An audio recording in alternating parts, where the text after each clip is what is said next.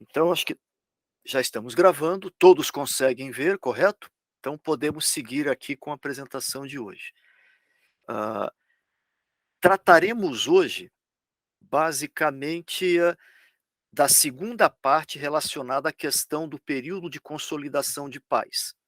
Um cenário que ocorreu nos Balcãs, inclusive até por necessidade da maioria dos países balcânicos, em função, de todos os eventos que vinham ocorrendo na Europa, né, não especificamente nos Balcãs, mas principalmente em decorrência das decisões e desdobramentos, não, dos trabalhos da Liga das Nações.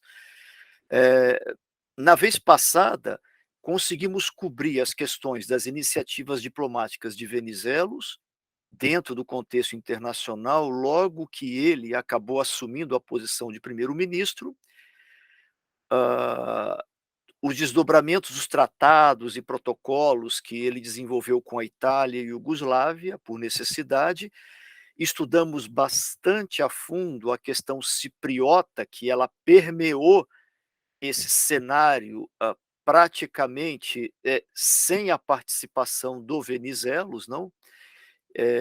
E hoje vamos finalizar com uma questão importante, que foi a aproximação com a Turquia, com consequência de vários acordos benéficos para os 2 países, e vamos revelar um pouco aqui o que foram os desdobramentos, não é, com a Bulgária e os esforços que a própria Grécia e outras nações também tiveram com a questão da conciliação.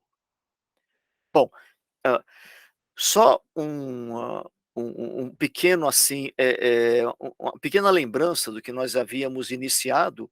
Aqui não estão todas as disputas ou questões que a Liga das Nações vinham tentando resolver no pós-Primeira Guerra, dentro da década de 20, eh, mas das principais, apenas para lembrar, a questão dos refugiados, não limitado à Grécia, mas à Bulgária, à própria Sérvia, a Turquia, não, incluindo a Grécia, era um ponto importante de resolução, e a prevenção contra o conflito que ia se estourar contra a Bulgária, as intenções nacionalistas mesmo sendo membro da Liga das Nações, não é, por parte da Itália e assim por diante. Apenas uma lembrança.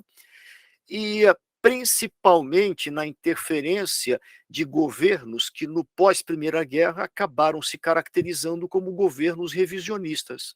No caso, a Bulgária, a Itália e, menos intensamente, a Albânia, né. Muito bem.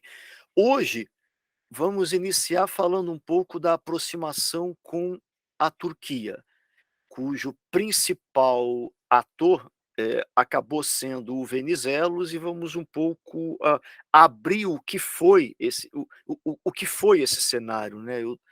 Eu tentei de alguma forma aqui, avançar, trazendo alguns trabalhos, mas, dentro da revisão é importante entender o seguinte, que desde do início da década de 20, parecia que a Grécia ia entrar ou ser, através da própria ajuda da Grã-Bretanha, uma peça fundamental na geopolítica europeia, e por conta dos eventos que aconteceram na Anatólia, ela passou a mergulhar drasticamente em um isolamento diplomático.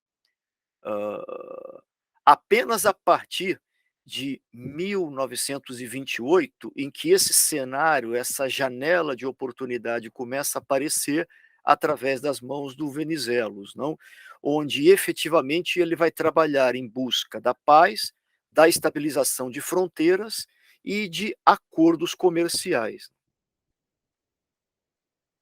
Bom, iniciando aqui, eh apenas apresento que, mesmo sendo uma questão, de pouca relevância internacional, ela era, de alguma forma, acompanhada pela imprensa internacional, né. Mesmo antes do primeiro acordo, da primeira intenção junto à Turquia ocorrer, os próprios jornais brasileiros já manifestavam. Isto aqui foi um recorte de onde se apresentou uma das primeiras visitas de intenção do Venizelos, isso foi em abril de 1930, onde ele acaba sendo recebido com alguma pompa pelas autoridades, turcas, não, e lá ele levava a sua intenção de um tratado de amizade e arbitragem, né, principalmente para a questão de defesa, não só levando uma mensagem relacionada à questão dos Balcãs, mas principalmente na necessidade de se firmar alguns acordos com a própria Turquia, né. Eu destaquei lá no final, onde o próprio Venizelos ele afirma que a Turquia contemporânea é absolutamente pacifista, e ele acreditava nos resultados dessa visita, que seriam frutíferos, não, para as boas relações entre os 2 países, né, pelas excelentes disposições que se encontravam seus líderes para atingir uma perfeita harmonia. Evidentemente, é um jornal do Brasil, o Brasil ele não conseguia entender um pouco o que acontecia na geopolítica ainda na década de 30, até porque aqui começava a se falar da questão da crise, do impacto da recessão na América, não? Eh eh, mas a verdade é que existia sim, por parte da Turquia, uma grande receptividade de se estabelecer à época fronteiras e paz, até porque a Turquia também, junto à Grécia, não vivia bons momentos e a instabilidade interna, mesmo em decorrência na Turquia, por conta das grandes mudanças que o Kemal, como presidente da Primeira República, vinha impondo, desde a questão linguística, o alfabeto, a abertura feminina, não, para votos e tudo mais, ou seja, entre várias questões, isso também perturbava uma série de frentes dentro, né, e de interesses dentro da Turquia. Bom, aqui eu apresento, uma foto tirado à época da visita em que o Venizelos fez e, ele andando junto, né, lado a lado com o Kemal, em Ankara. Muito bem. Aqui eu tenho algumas bases, para que sejam conhecidas, né, com relação à reaproximação turco-grega, né, nessa década de 30, em que efetivamente tudo que foi pesquisado ele é através de alguns registros históricos e principalmente fatores geopolíticos. Onde eu quero chegar? Pela própria Grécia, ou seja, fatos vindos da Grécia não são suficientes até para poder narrar uma série de esclarecimentos do porquê se migrou a esse cenário não de aproximação. Mas o fato é que a questão da reaproximação, ela é atribuída à competência e liderança principalmente de Venizelos, não é? Porém, ele não foi o único iniciador e muito menos o guardião da reaproximação grego-turca. O governo anterior, por Michalocopulos, né, ele já vinha pensando nessa necessidade por conta da instabilidade no norte balcânico e por causa do incômodo italiano. E o governo sucessor também de Venizelos, logo depois que ele cai, que é o Tsáudaris, ele acabou seguindo e dando sequência às realizações tanto do Michalocopulos quanto do Venizelos. Bom, outro ponto é que as vias e meios diplomáticos de Venizelos, elas deram resultados sobre essa conjuntura econômica e política do sistema internacional existente. Nós vamos entender até depois o porquê disso. E também deve-se lembrar que a Turquia, ela não era membro da Liga das Nações.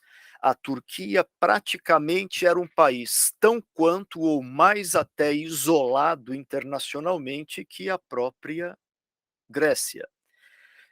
Logo, existia sim um país que viesse bater à sua porta e pedir uma série de aberturas ou reuniões para se discutir acordos, principalmente no que tange à paz e no que tange a desenvolvimento dentro do âmbito republicano, proposto por Ataturk seria muito bem visto, pelos ministros turcos, não. Ah, mas uma coisa importante incomodava a Grécia e essa informação chegava principalmente a Venizelos. Era a questão do empoderamento naval da Turquia e que isso ameaçava a Grécia na época. A Turquia, ela paulatinamente, ela vinha se interessando por se modernizar, no mar, por se lançar no mar, não só com o apoio da Itália, né, como está aqui, mas até mesmo de alguma aproximação econômica com a própria Alemanha, na reforma da sua frota, que praticamente havia sido desmobilizada, não, na época do Tratado de Mudros. Bom, outro ponto importante é que o Mussolini, em 1928, ocorreu um fato interessante em que Mussolini ele começa a oferecer armas navais à Turquia, começa a aproximar a Turquia, do seu desenvolvimento naval para modernizar parte da sua frota, né. Embora as relações da Turquia com a Itália, depois de 1928, eles estivessem seguindo alguns fluxos estranhos, não? Por conta do início de uma tomada clara de um nacionalismo por parte de Mussolini. Lembrando que a Turquia não fazia fronteira apenas com a Grécia e a Bulgária no ocidente. A Turquia fazia principalmente uma importante fronteira com o Dodecaneso, que era de uma Itália de âmbitos nacionalistas, não. Bom, no plano econômico aqui, uma das principais motivações aí por conta da reaproximação na década de 30, foi praticamente reorganizar essa questão naval no Egeu, né, entre os 2 países, já que a situação econômica de ambos os países não permitia que se fizesse, ou seja, que se fizesse um grande investimento naval para a questão da proteção das fronteiras. O problema que existia da dívida internacional da Grécia em 1930, vinha atingindo níveis ali incontroláveis e que, através até mesmo de alguns achados, eu notava que o Venizelos não queria tocar muito no assunto e muito menos levar isso para o parlamento, não, ele se encontrava, assim, com uma série de outras prioridades para poder tratar. Porém, ele entendia que uma corrida naval ia penalizar muito os cofres de uma Grécia em que caminhava para pedir um default, por conta até dos indícios que já ocorriam, dentro dessa questão da depressão, econômica, né, carreada pelos Estados Unidos. Bom, por essa razão, então, esperava-se racionalmente do lado grego que desse um primeiro passo para essa solução, né. E, é claro que a Turquia, eh, ela não ia aceitar uma oferta pacífica em favor da Grécia, ela tinha que discutir isso. Então, por isso, o Venizelos propôs uma tratativa em que fosse aberto e discutido, isso de uma forma mais clara. E, ao mesmo tempo, também a Turquia, ela tinha sérias restrições políticas, né, internas e econômicas, não é? Ou seja, Venizelos entendia que existia um campo para se discutir um pouco essa questão do tratado de paz, principalmente naval. Existe algo aqui que eu não coloquei escrito, que era a visão modernista de Venizelos, onde ele também achava que não valia a pena mais, como aconteceu na Primeira Guerra, ou principalmente na Guerra dos Balcãs, fazer um endividamento grande para modernizar a marinha. Ele acreditava que após a Primeira Guerra, o investimento aéreo na aviação militar seria muito mais produtivo. Ah, bom, eh há uma questão agora em jogo que é o ponto do inimigo comum, ou seja, a Itália, ela incomodava tanto a Grécia quanto a Turquia. Então, me parece que principalmente a questão do afastamento da administração britânica, tanto para a Turquia quanto para a Grécia, e a reposição, da influência italiana na questão geopolítica da região, isso, isso acabou criando um novo cenário, tanto para que era um cenário comum, tanto para a Grécia quanto para a Turquia.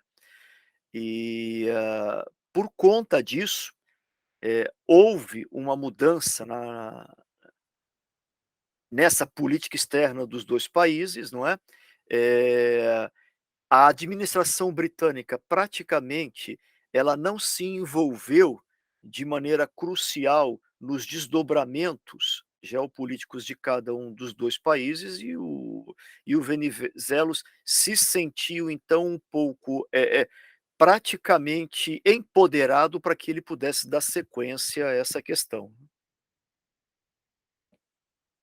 Lembrando, isso é um pouco de revisão, lembrando que, a Itália, ela já vinha desde o do final dos anos 20, né, e início dos anos 30, tentando acordos com os países para que se criasse uma liga balcânica, baixo influência italiana, o que também, de uma certa forma, era aceito pelas grandes potências, né. Ou seja, as grandes potências apostavam também que se a Itália pudesse, pacificar a região de alguma forma, fazendo ou controlando por conta da proximidade, isso seria bem visto pela Liga das Nações. Porém, a Grécia não viu isso com bons olhos. Venizelos, desde que assumiu, ele havia se oposto fortemente a essa questão dos acordos diplomáticos propostos pela Itália, né.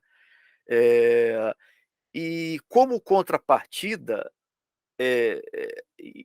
isso podia ser notado claramente nos jornais mesmo, onde toda vez que a Itália convidava a Grécia para discutir esses acordos, o Venizelos ele saía pela tangente na questão e chegou a propor uma conferência anual dos Balcãs, com uma proposta, com uma pauta até diferente.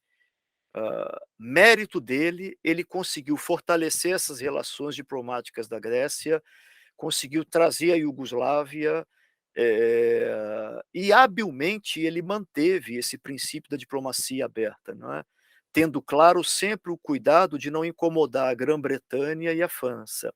Tanto isto foi factual que não mais na gestão dele, mas lá na frente do Tsálldaris, o resultado desse investimento todo do Venizelos acabou sendo o acordo assinado pela Turquia, pela Romênia, pela Iugoslávia e pela Grécia da Entente Balcânica, né, que durou até o cataclismo, até a invasão italiana, né, dentro da Albânia e na Grécia, ou seja, praticamente dentro da Segunda Guerra Mundial.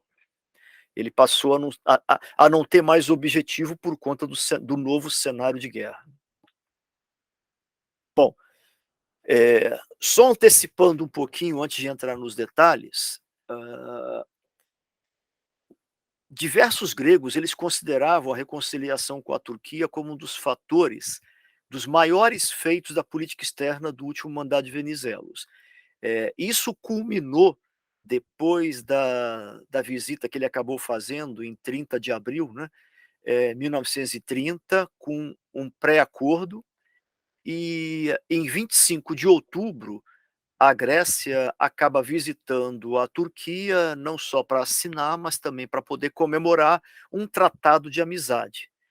Eh, esse tratado de amizade, ele depois ele foi dado sequência pelo próprio Tsálldaris, né, que acabou visitando em 1933 a Turquia mais uma vez em setembro, e acabou abrangendo mais, quer dizer, ele transformou esse acordo numa base para alguma coisa muito mais abrangente e importante para a Grécia. Ele acabou chamando esse acordo de Entente Cordial, eh, que se tornou uma das pedras fundamentais ali do chamado Pacto dos Balgas, então, no ano seguinte, não.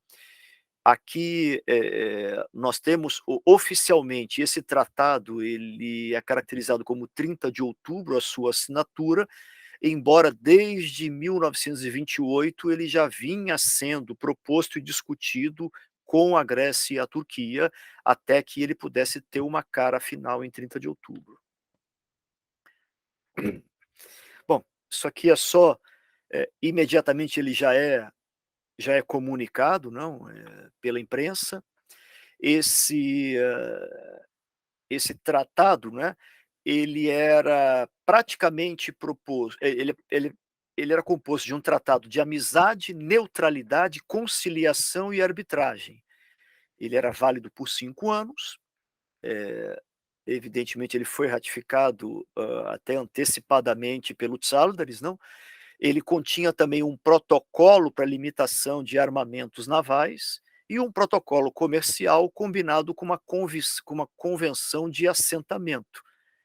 Até porque um dos maiores problemas ainda em discussão e que existia uma grande pendência, eu não detalho ele aqui, mas eu posso falar, eh, ainda estava relacionado à reclamação dos expatriados com relação aos bens patrimoniais que eles deixaram nos seus países de origem, tanto turcos quanto gregos.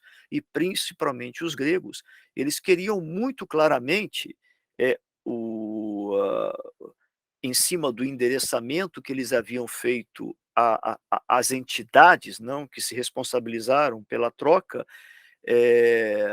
dessa posição de cada país, o que foi efetivamente muito difícil de ser, tratado, mas acabaram dentro desse acordo dando uma solução um pouco menos esperada pela população que acabou migrando.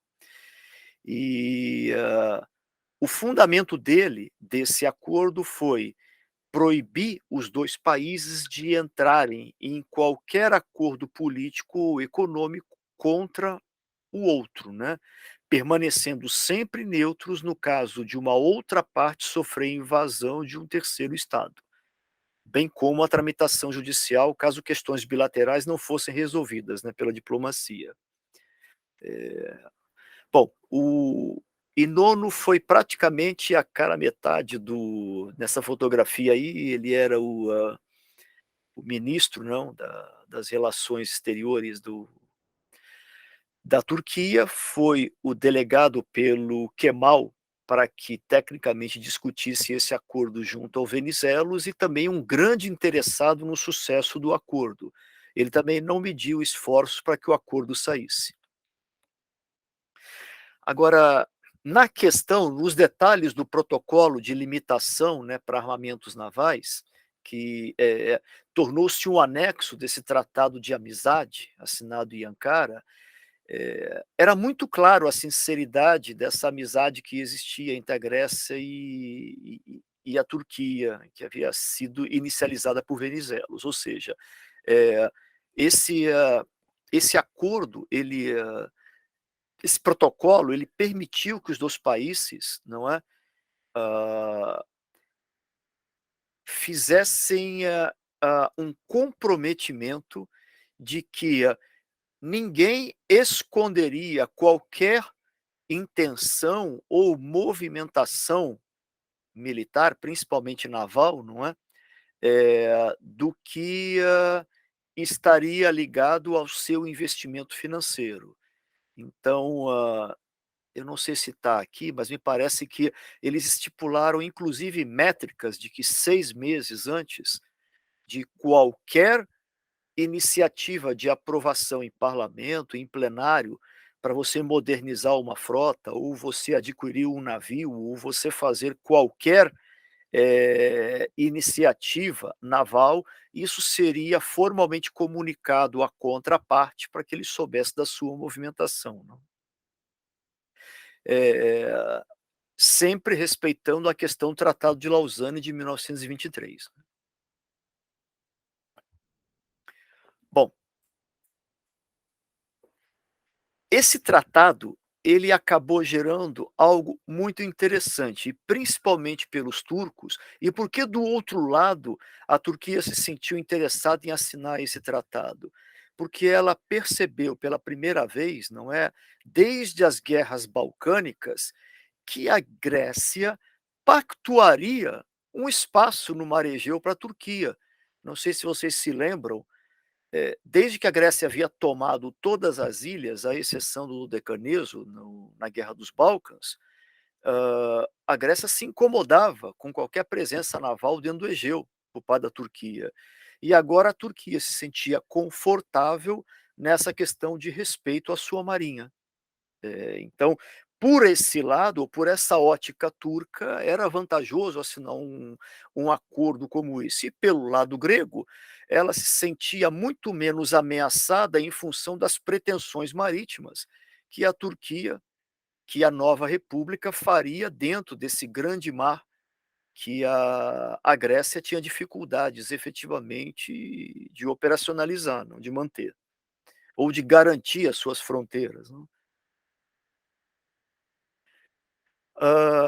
Aqui eu até coloco, não, que cada lado ele tinha que informar ao outro que cada novo pedido de navio com 6 meses de antecedência, não é. E é um período em que prevaleceu uma tendência geral de desarmamento ou redução de gastos militares, fruto de um clima pacífico da Liga das Nações. Pelo que eu entendi, o que eu havia lido, me parece que essa proposta, praticamente todo o texto desse protocolo, ele foi pensado pelo Venizelos, ele foi refletido em cima das intenções gregas e também baseado numa experiência que existia dos Estados Unidos com alguma outra relação, não sei se era com o Canadá ou com a Grã-Bretanha. Eh, Aqui eu coloquei a foto do cruzador, né, do antigo cruzador alemão de guerra, que foi vendido na Primeira Guerra para a Turquia, e eles acabaram reformando, passou por uma reforma na França, né, isso foi uma das preocupações do Venizelos, porque a reforma desse grande cruzador acabou tornando o Averov, ou qualquer navio da frota grega, muito inferior ao poder de fogo desse cruzador, que ele passou a chamar de Yavuz. E a partir daí o Venizelos via com grande preocupação o que seria a tendência belicista turca, não é, dentro do mar Egeu. Bom, dentro da questão do protocolo comercial agora, foi uma questão que, para nós, no dia de hoje, nos parece até algo mais simplório, né, mas para a Grécia, dava uma grande ajuda por conta de assentamento até dos expatriados, que era receber o direito de exportar para a Turquia o que grande parte da sua população, havia por excelência começado a produzir. Então, a questão de produtos que para eles, para a Grécia, havia condições de se exportar sabão, álcool, conseguiu grandes vantagens de ganhar um mercado turco dentro dessa produção, não é? E também acabou sendo acordado com a Turquia a diminuição de uma série de tarifas, não é? Vários outros produtos. Do outro lado, a Turquia também acabou ganhando vantagens na exportação aí de grandes animais para a Grécia, não? E produtos turcos aí acabaram ganhando principalmente movimentação na tarifa, intermunicipal que existia dentro da Grécia entre os produtos nacionais. Bom, eu coloquei apenas aqui uma uma questão que foi muito interessante, que do ponto de vista turco, a Turquia enxergava a Grécia como um país industrial e, um país preparado para o desenvolvimento naval. Tanto que jornais turcos diziam que a Turquia, sendo por natureza um país agrícola, não se incomoda ou não se opõe a uma Grécia forte naval e industrial. E, na verdade, em 1930, pela estatística que eu levantei, embora a Turquia, 82% da população dependia ou estava ocupada com a agricultura, a Grécia não ficava muito longe, não, ou seja, 61% da população da Grécia dependia também da cu tirava o seu sustento através da agricultura. Assim, e aqui na questão da convenção de assentamento, ele não foi levantado ainda o direito dos 2 países em restringir lei de imigração, nem o direito de restringir as disposições acima mencionadas por conta de segurança interna ou externa de cada estado, né, ou proibir o exercício de empregos específicos ao povo que foi assentado, né, ou limitando ele a tais. Então, ou seja, isso foi deixado bastante aberto, até por conta ainda de algumas questões, de ressarcimento, não é, por conta do expa da como se fala, da migração para o outro país, né. Findo as assinaturas, houve um grande evento no qual o Kemal, ele promoveu dentro do Ankara Palace, né, um hotel em Ankara, em outubro de 1930. Aqui inclusive a pose oficial dos representantes dos países que participaram, né.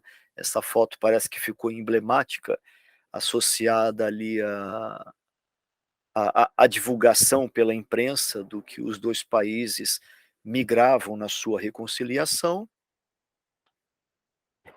E, agora entramos em paralelo na questão do que significavam os problemas com a Bulgária e os esforços dos quais infelizmente, o Venizelos não conseguia resolver, junto à fronteira búlgara. E isso não era um privilégio do Venizelos, isso afetava também a Turquia, ou seja, dentro do cenário de busca de um acordo, de uma paz balcânica, enquanto efetivamente as potências,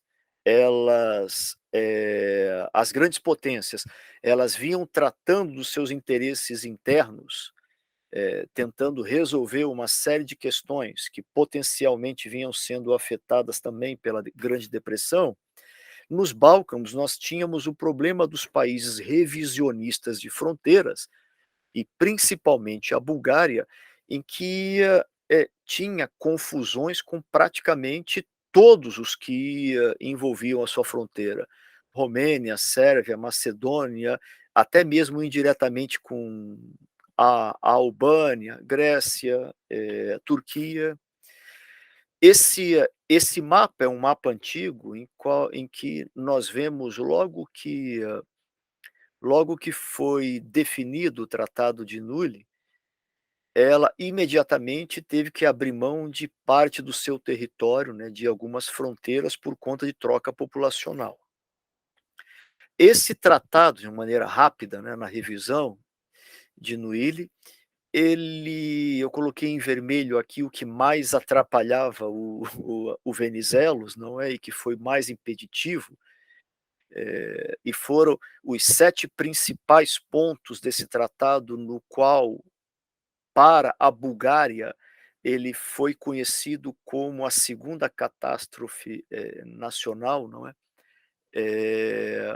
Estava centrado na questão, de perder a sua saída para o mar Egeu, de ter que ceder grande área nacional junto ao reino da Sérvia, em cima de uma população em que era, para a Bulgária, de maioria búlgara, né, segundo a opinião búlgara, era de maioria búlgara, pagar indenizações, milionárias em termos de 100 milhões de libras, e principalmente reconhecer a existência do reino da Sérvia, né, isso incomodava mais. Bom, para a Grécia existia ainda a questão do evento que todos vocês lembram, nós discutimos isso, que ocorreu em 19 de outubro de 1925, não? potencializado ali pela ditadura contemporânea ali à época da Grécia, né, do incidente de Petrite, da invasão do território onde os 2 países quase que entraram em guerra, houve uma invasão grega e a Grécia, do nada, acabou perdendo grande, prestígio junto à Liga das Nações por causa desse evento, e que vai acabar sendo depois consequência de penalizar qualquer ação do Venizelos a futuro para um tratado de paz com a Bulgária. A Liga das Nações penaliza a Grécia não só a retirar todo o exército que invadiu a Bulgária, mas principalmente a pagar uma soma em dinheiro monstruosa à Bulgária, por conta dos estragos que o bombardeio, que a aviação grega fez na Bulgária. E para explicar melhor a questão da falta de conciliação ou de inexistência praticamente, não,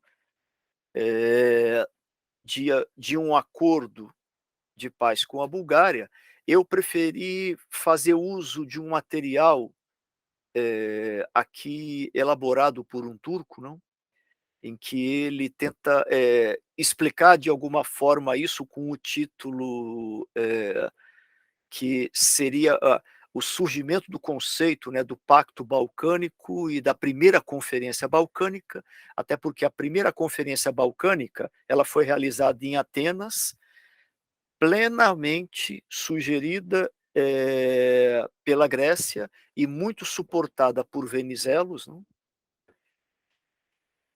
Então, o o que ocorre aqui, a partir dessa conferência que foi realizada em 5 de outubro de 1930, em Atenas, ela por sinal, resultado direto de uma proposta do Papa Anastácio, né, que ele acabou fazendo de se reunir para uma discussão de, um congresso de paz, em Atenas, e foi muito bem pescado pelo Venizelos, não, para entrar em contraproposta com essas reuniões que a Itália vinha fazendo, nomeada a primeira conferência, ela mostrou aos países balcânicos que eles poderiam muito bem trabalhar juntos, não dependendo das grandes potências e estabelecendo um pacto balcânico de segurança para que eles pudessem se desenvolver em cooperação conjunta.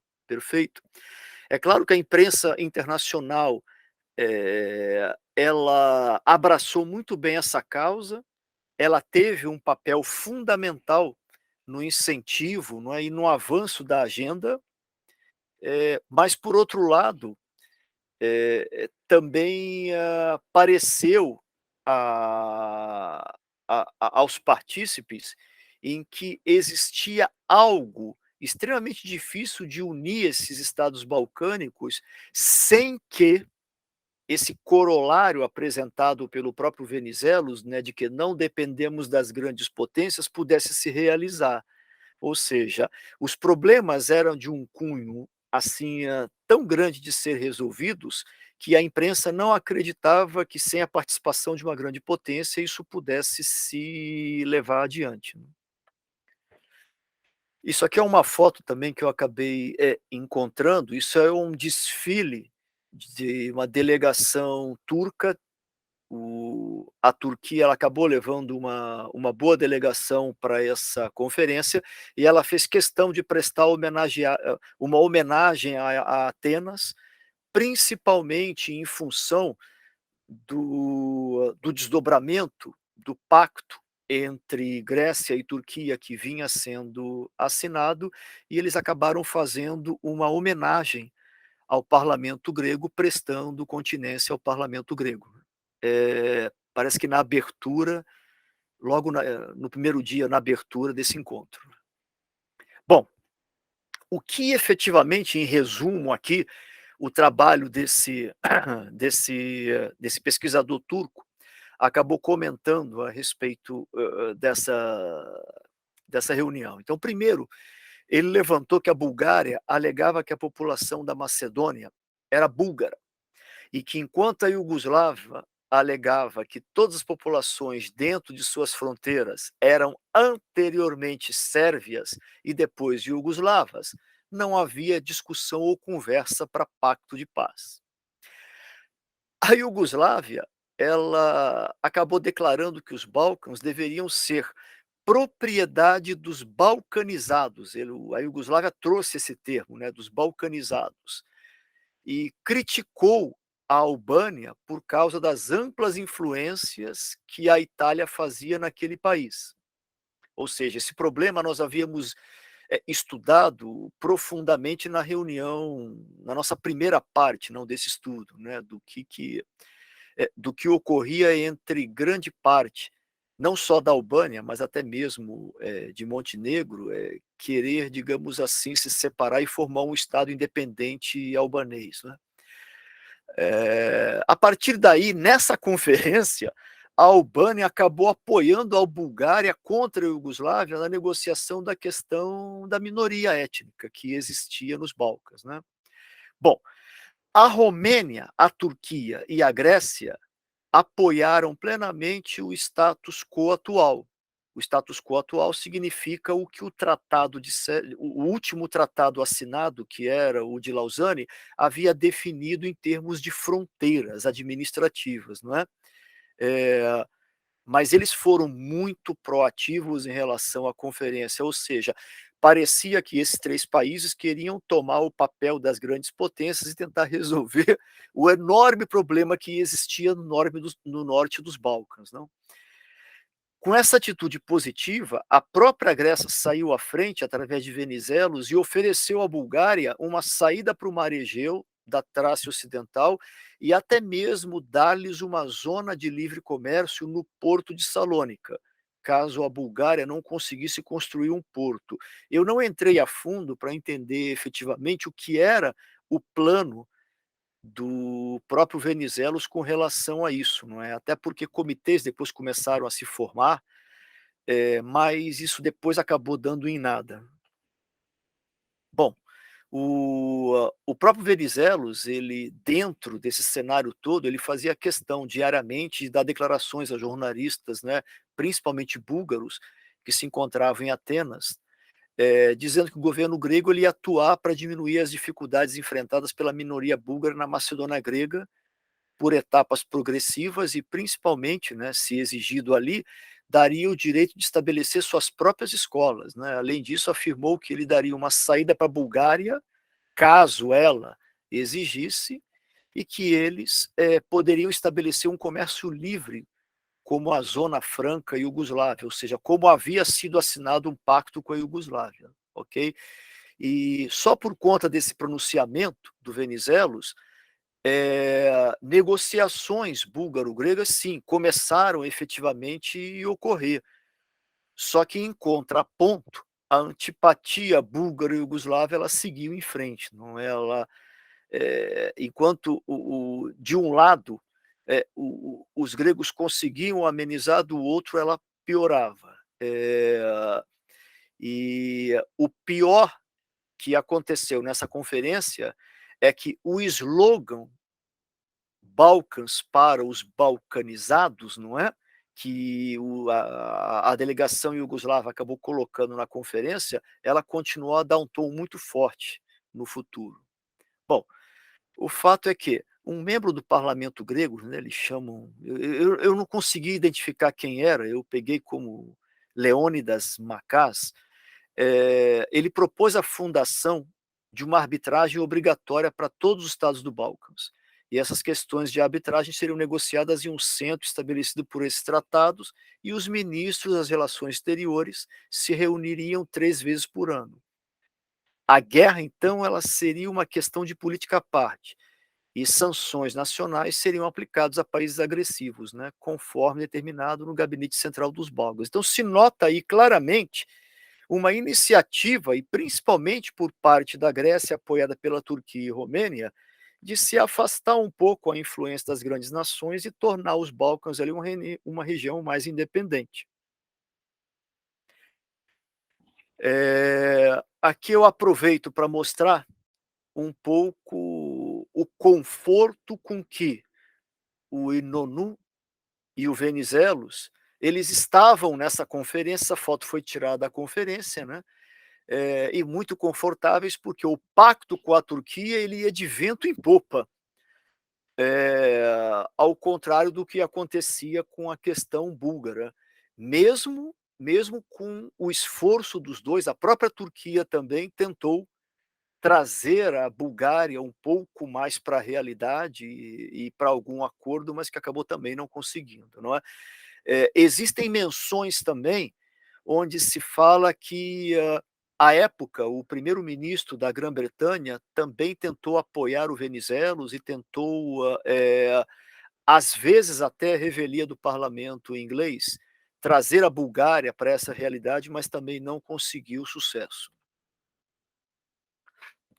Bom, como conclusão aqui, nós temos algumas situações, no qual a participação do Venizelos para esse cenário, ele foi tão importante, né, isso é uma foto da visita do Venizelos, dentro das discussões, da relação com os Balcãs com a Alemanha à época, né. Na época o era o Hermann Miller, né, ele era o chanceler em 29 e depois eu acho que em 30, ou antes de chegar a 30, houve uma crescente oposição a ele por conta do levante do partido nazista e ele acabou saindo.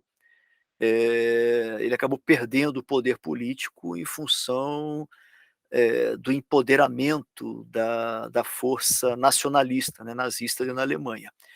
E, houve uma nota muito importante em favor do Venizelos por conta do chanceler alemão, em que ele dizia que a maior conquista vista na Europa desde o final da Primeira Grande Guerra foi a atuação do Venizelos. O próprio chanceler alemão comentando isso nos jornais alemães, né. E por conta de todo esse resultado que o Venizelos ele vinha conseguindo, não só diretamente, depois que ele foi eleito em 29, mas até mesmo, pós Primeira Guerra Mundial. A questão é que, internamente, a Grécia, parte dos gregos, eles se sentiam incomodados com essa iniciativa de Venizelos e, eles criticavam internamente, eh, não apenas membros do seu próprio partido, né, que representavam os refugiados gregos na Turquia, mas a oposição, ela se sentia muito incomodada com o que estava acontecendo, não é? Eh, tem essa caricatura é muito interessante, eu coloquei ela aqui, ela foi feita representando o acordo que Venizelos assinava com o Inono, né? De um lado é o Inono, do outro é o Venizelos, onde aparentam os dois não conseguindo ficar em pé, o cenário geopolítico, econômico era de total instabilidade para os dois países, que a única forma que os dois encontraram de ficar de pé foram se abraçando, caindo, e no que caíram se encontraram e conseguiram ficar em pé juntos, né, criando um lambda. Porém, eh, mesmo por trás, eles tinham dentro dos seus países fortíssimas oposições, dos quais eles eram contra a esse acordo ou a intenção, né, partidária que eles vinham desenvolvendo. Tanto que por parte da Grécia, Venizelos, ele foi acusado de fazer concessões demasiadas nas questões dos armamentos navais e das propriedades dos gregos que foram expulsos da Turquia, de acordo com o Tratado de Lausanne. Essa questão foi muito criticada no que, ele acabou fechando com a Turquia, porque o Venizelos ele não conseguia enxergar como um país como a Grécia ia resolver o problema de mais de 1,5 milhão de mandantes ou de pedidos para que se fechasse a questão das compensações.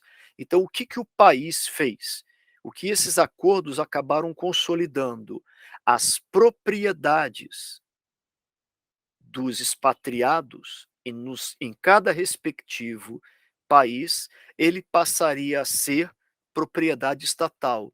E o Estado, então, em função do que ele tivesse, ele resolveria em âmbito nacional como distribuiria isso entre a população expatriada, né. Eu estou resumindo bastante a questão, mas, para um melhor entendimento, ela se consolidava dessa forma. Eh, e isso caiu como um balde de água fria para cada um dos expatriados, porque o expatriado olhava a grande fábrica que ele deixou na Grécia, e não o pequeno lote improdutivo que o turco não plantava na Macedônia, não é. Então o que isso ia compensar, ou o que isso ia fazer, e como isso ia se equiparar em questão de valores ou de propriedade, o que cada um tinha perdido.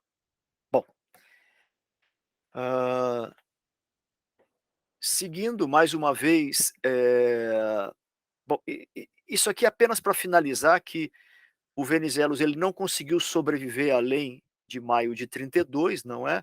Ele se viu em grandes dificuldades iniciados não só pela questão do default grego, eh, do rompimento da base monetária junto com o ouro, da concordata que ele apresentou o país com relação a uma solução acertada para se livrar da crise da quebra, da bolsa, mas principalmente pela oposição que começou a existir na Grécia, né.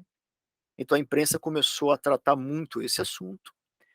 E, aqui algo também interessante que eu acabei, vendo, isso quem trouxe foi é muito lido por parte dos turcos, né, embora grande parte desse compêndio aqui, que fala da reconciliação, né, da instrumentalização ou normalização das relações com a Turquia e a Grécia, eh, muito foi escrito por gregos aqui, mas é um livro no qual fala muito desse assunto, e o importante é que esse turco ele comenta que o ano de 1930 ele constituiu um ponto extremamente importante na virada das relações grego-turcas.